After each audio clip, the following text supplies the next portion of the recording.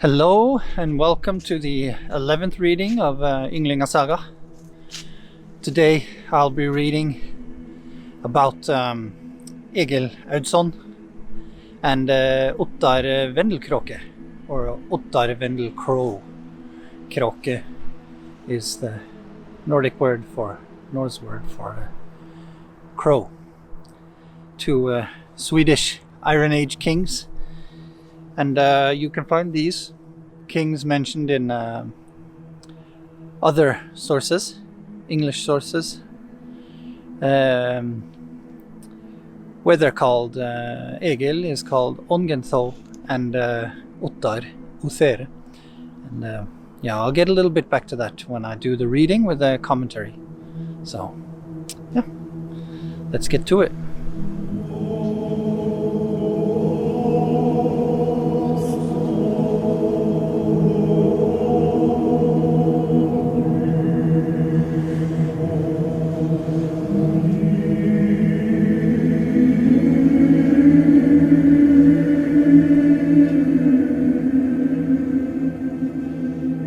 So, the son of Aun the Old was called Egil, whom was king after his father in Svishol.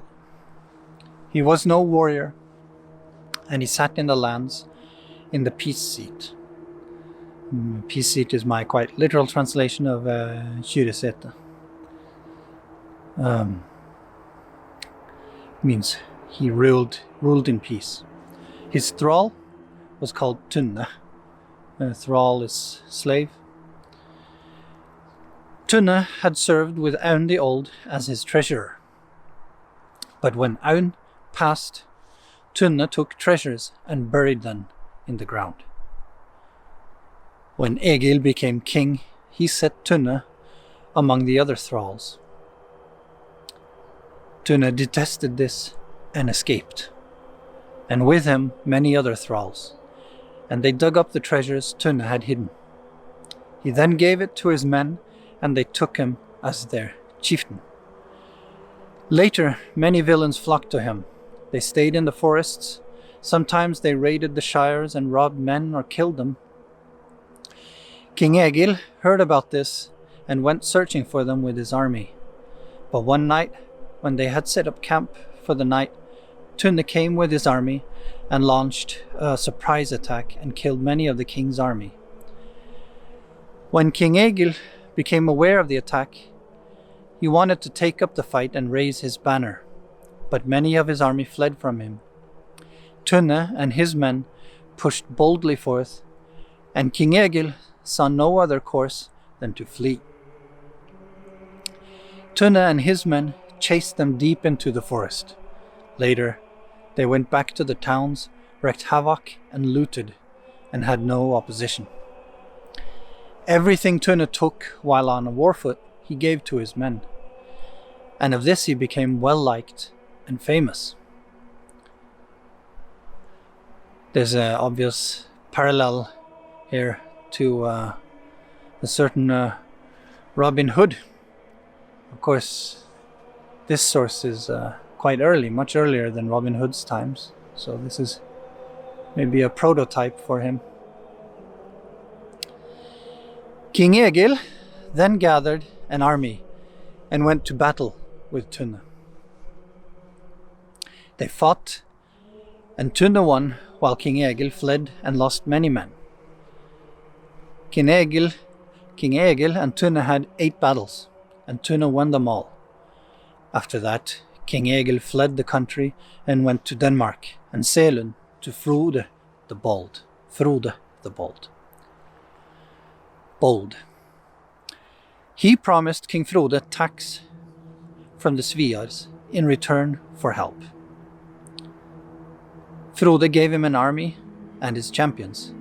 King Egil then traveled to Svishol. When Tunne heard about this, he went against him with his army. There was a mighty battle. Tunne fell there, and King Egil took his kingdom back. And the Danes went home again. King Egil sent King Frode great gifts, and large ones, every year, but paid no tax to the Danes.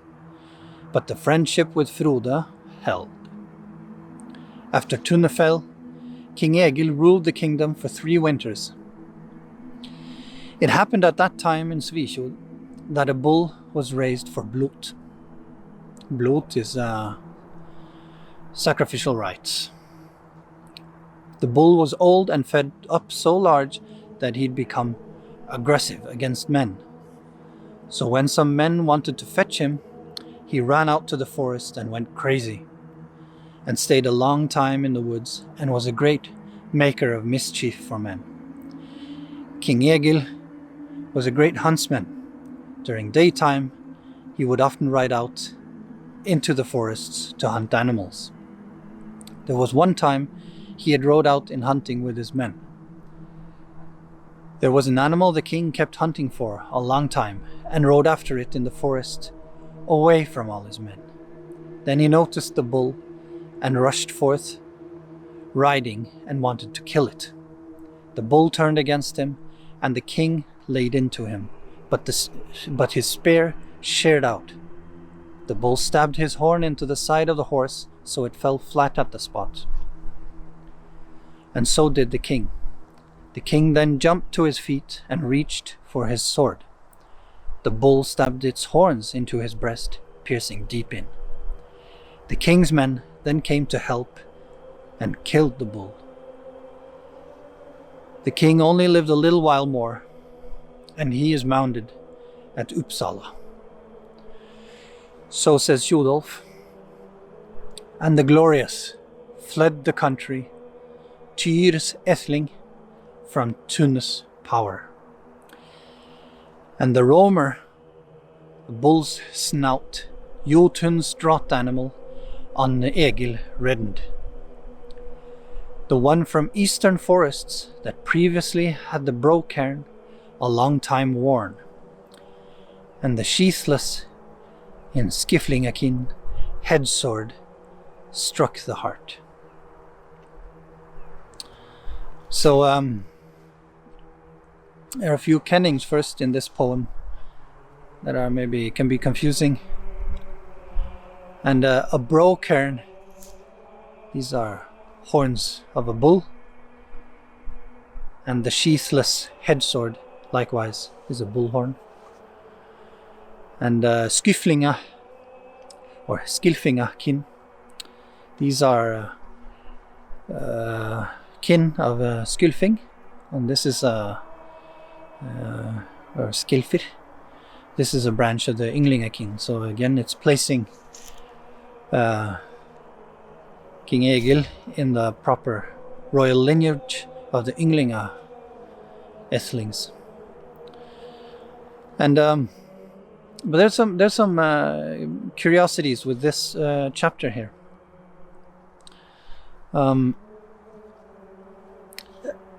Egil's name, as I mentioned in the introduction, in English poems, Anglo-Saxon poems, is Ongen Tho,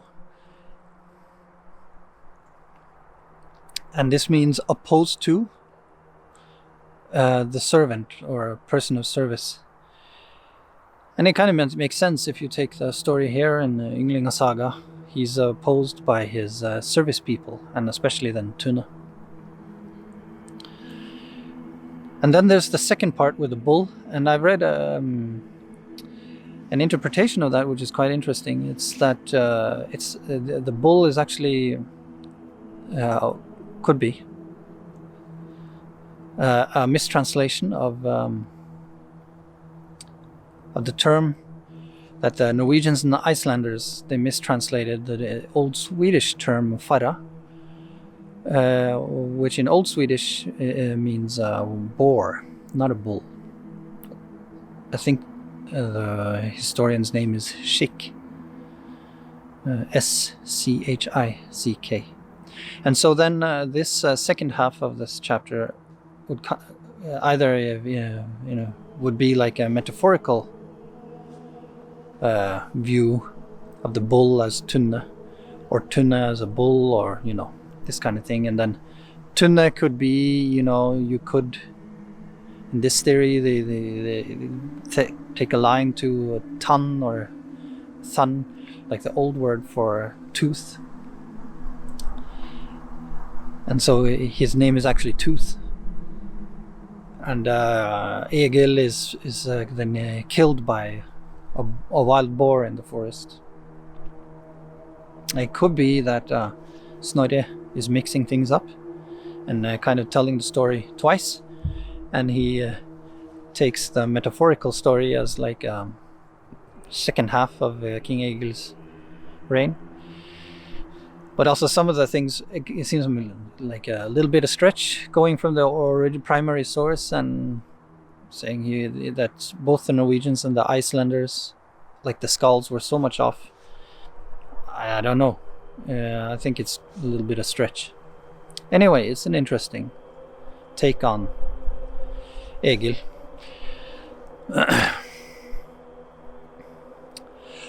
On Ottar Vendel-Crow. Egil's son was called Ottar. He took the lands and the kingdom after him. He was not friendly towards King Frode. King Frode then sent men to King Ottar in order to collect tax, the one Egil had promised him. Ottar answered that Sviar had never paid tax to the Danes and that he intended to keep it so. The messengers then returned. Frode was a great warrior. One summer, Frode went with his army to Limfjorden. He kindled chaos there. He wreaked havoc, killed many people, and took many hostage. He collected enormous amounts of plunder. He also burned down townships and did great damage. The next summer, King Frode went and wreaked havoc in Eastern Way. Eastern Way, Austerveg in Norse. And Austerveg is going east from Sweden, then you're going into, and what was meant with it was onto the Baltic coasts, and southern Baltic coast, eastern Baltic coast, and into the rivers leading down through Eastern Europe towards the Black Sea. Now, he was only there for the summer, so he wouldn't probably have gone that far, but definitely into the Baltic countries on the east and south coast, and perhaps by river a bit a ways in. And word came to King Ottar that King Frode was not in his own lands. He then boarded his warship and went into Denmark and wreaked havoc there without any opposition. Then he heard that there was a great host gathering at Selund, which is Zealand or Sjælland. So he set out westwards in Eidarsund, which is Øresund today, sailed south to Jutland and into Limfjorden and wreaked havoc in Vendel. Now there's some questions about geography here, because and that, which could quickly lead one to say, oh, Snorre is off. It's that he sails out of Eidarsund, which is the shallow, or the sound between Denmark and Sweden, where it's tight. And he then goes south to Jutland and into Limfjorden. But Limfjorden is quite a bit ways north of Øresund. So it could at first look seem that Snorre is off with the geography. But I don't know. I don't think necessarily, because if you were doing probably sailing along the coast and keeping in relatively safe waters, then you would go a little bit south along Jutland as well before you turned up going to Limfjorden. He just doesn't say they will continue up the coast north to Limfjorden. It's a detail, but there are many things like this that people often hook onto to say that old sources are off. Well, I think maybe many times for a contemporary reader who would read this, that it's just logical things that it's not maybe always worth mentioning. So some things we would right now, like details that we think are missing, were just maybe self-explanatory. Sailed south to Jutland and into Limfjorden, and wreaked havoc in Vendel. Vendel is what is today called Vendsyssel, which is the region north of Limfjorden on Jutland. Jutland, when Jutland is referred to here, it's not what we call Jutland today most times. It's what is south of Limfjorden, and Vendsyssel is north. And these are kind of almost like separate entities, but they're all, at times at least, connected under a unified kingdom called Denmark.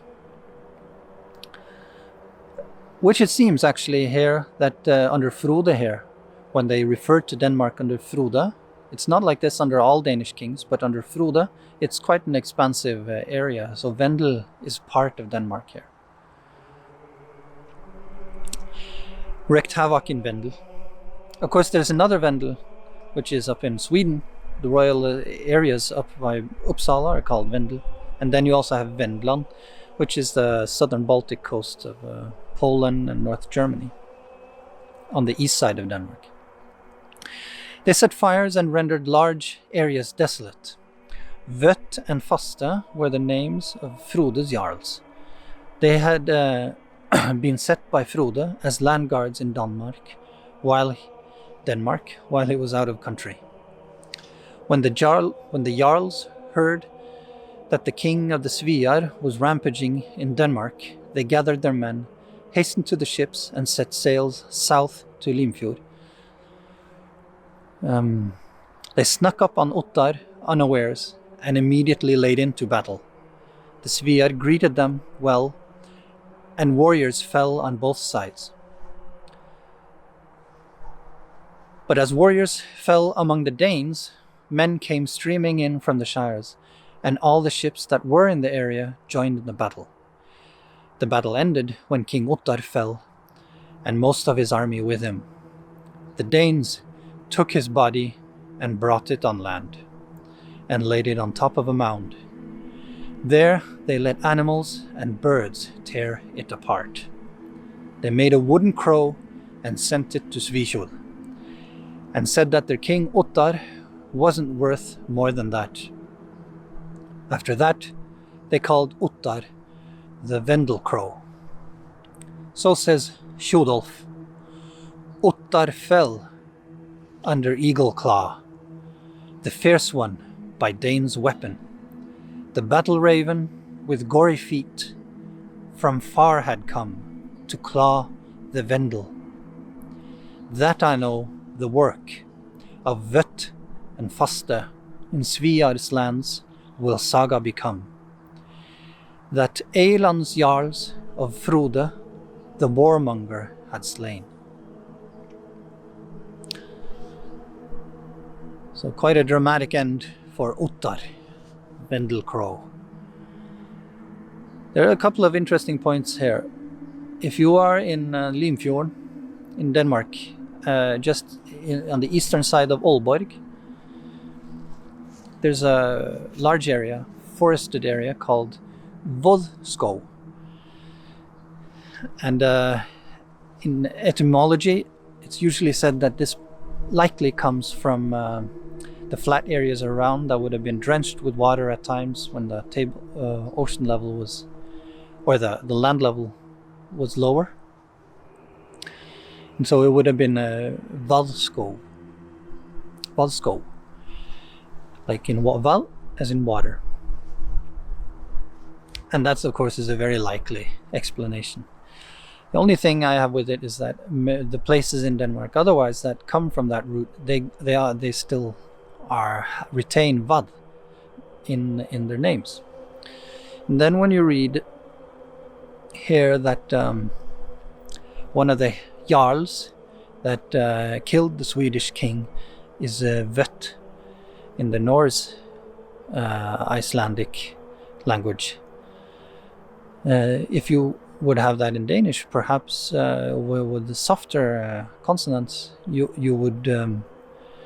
It's maybe not that far to Vod. It would be like in Danish it would probably be it could be Vött, it could be Vil, it could be Vol. And but Vodskov is at a likely place where this battle could have been. Yeah, so I just think it's an interesting connection there between Vött, Vol, and Vodskov, and absolutely not sure this is the closest connection to that name. There's another thing with Ottar Vendel-Crow. Is a lot of, when you read about, if you go like and read in Wikipedia, that his father in other stories was called the same, Vendel-Crow, Egill Vendel-Crow.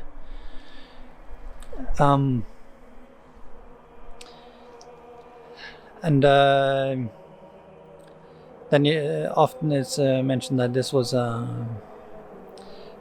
honorary title for the kings in Vendel up in Uppsala. It's just interesting that in Snorre it's actually sent up, meant as from Vött and Faste, as part of a very grave insult to the Swedish throne when they make this wooden crow and